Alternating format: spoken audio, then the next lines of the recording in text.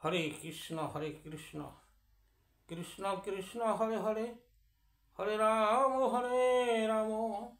রাম রাম হরে হরে।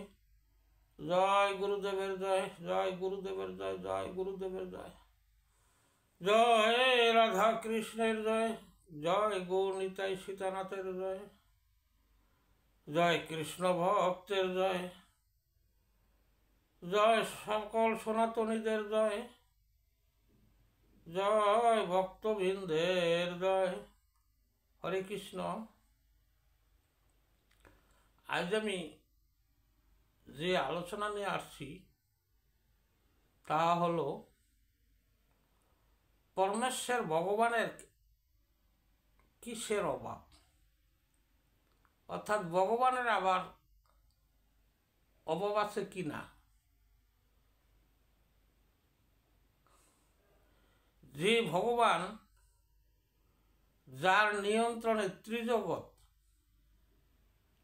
স্বর্গ মর্ত্য পাতাল তার নিয়ন্ত্রণে, যত দেব দেবতা যাই আছে কেন, নর কিন্নর, এরা যার নিয়ন্ত্রণে, এবং এমনকি চন্দ্র সূর্য গ্রহ নক্ষত্র যার ইচ্ছায় পরিচালিত, তার আবার কিসের অভাব?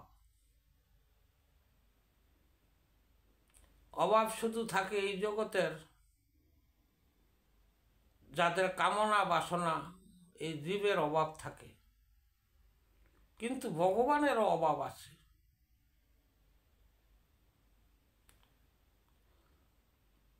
এই অভাব শুধু একটি আছে ভগবানের, আর জীবের অভাবের শেষ নাই। ভগবানের একটি অভাব, ভক্তের প্রেম ভক্তির কাঙ্গাল। তাই পরমেশ্বর ভগবানের প্রেম ভক্তির কাঙ্গাল দেখে সে সর্বদা তার ভক্তের অভাব পড়ে। সবসময় সে ভক্তেরই কামনা করে। আমরা যেমন, বা ভক্ত যেমন ভগবানের প্রতি আকৃষ্ট হয় এবং ভগবানের সাথে, ভগবানের চরণ পেতে এবং ভগবানের কাছে যেতে সকলেই চায় যে ভগবানের যেন তার যেন তার স্থান যেন পায়। তদ্রূপ ভক্ত কিন্তু এই ভগবানও কিন্তু এই ভক্তকে আহ্বান করে তার কাছে আসার জন্য। আর সর্বদা সে কি করে, সে প্রেম ভক্তির কিন্তু পরিপূর্ণ, তবুও সে এই ভক্তের পিছনে পিছনে সে থাকে, ঘোরাফেরা করে। প্রেম ভক্তি পাওয়ার জন্য ভক্তের পেছনে সর্বদাই লেগে থাকে। যার ইচ্ছায় জগৎ চলে, সে ভক্তের ইচ্ছা রক্ষা করার জন্য ব্যস্ত থাকেন।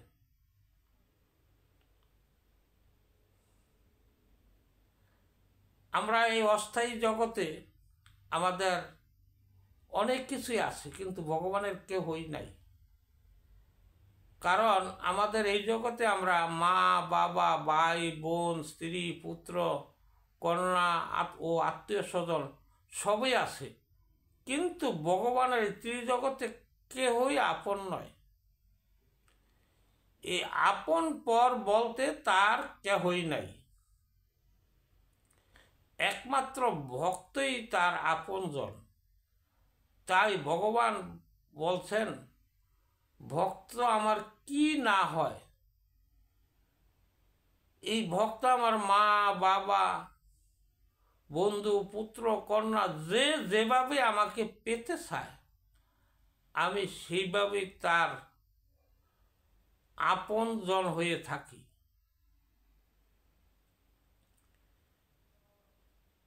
সাধারণত ভক্তরা পঞ্চভাবে ভগবানের ভজন করে। শান্ত, দাস্য, সৌখ্য, বাৎসল্য, মধুর। শান্তভাবে যারা একনিষ্ঠ ভক্তিতে ভগবান, সেই ভগবান তার কাছে একনিষ্ঠভাবে প্রকাশ হয়। দাস্য, যে ভগবানের সেবা যত্ন করে এবং ভগবানের সেবা পূজা দেয়, ভগবানও তার প্রতি সদয় হয়। ভগবানকে যদি একবার ভক্তি করে, সেও কিন্তু ভক্তি করে। চৈতন্য চৈতামৃতে আছে, কৃষ্ণের ইচ্ছা আছে পূর্ব হইতে, যে বজে তেসে সে বজে সেই সে। যে তাকে ভজনা করে, আবার ভগবানও তার ভজনা করে থাকেন। এই যে আমরা পঞ্চভাবে যে করি সখ্য, কেউ যদি ভগবানকে বন্ধু রূপে ভজনা করে, সে কিন্তু সেইভাবেই তার কাছে প্রকাশিত হয়।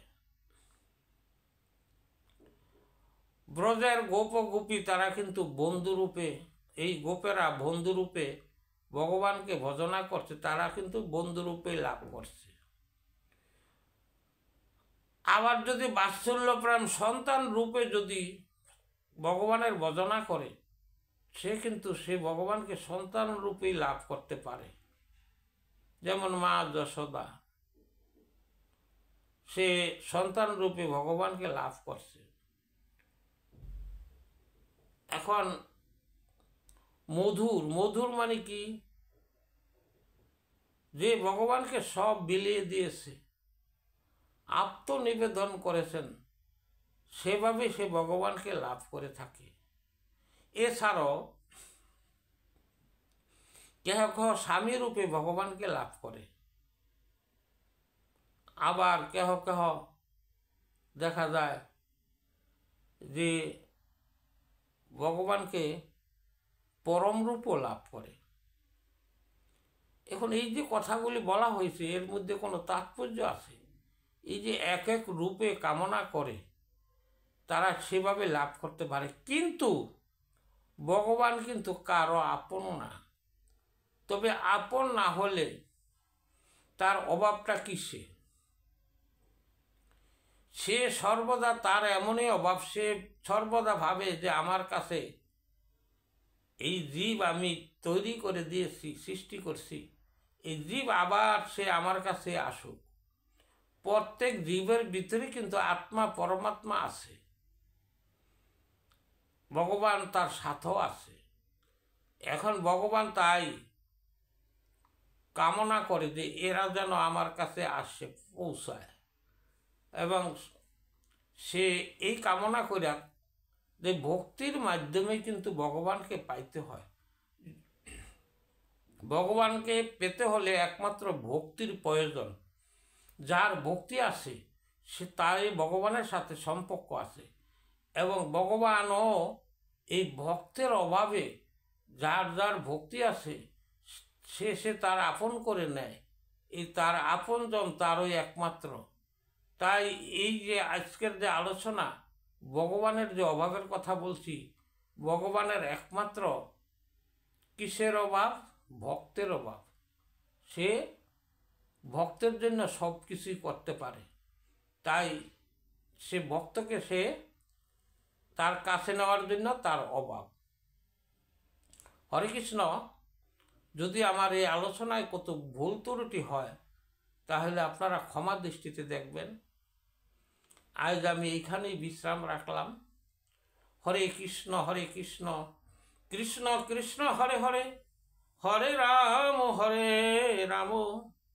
রাম রাম হরে হরে। জয় সকল ভক্তের জয়। হরে কৃষ্ণ।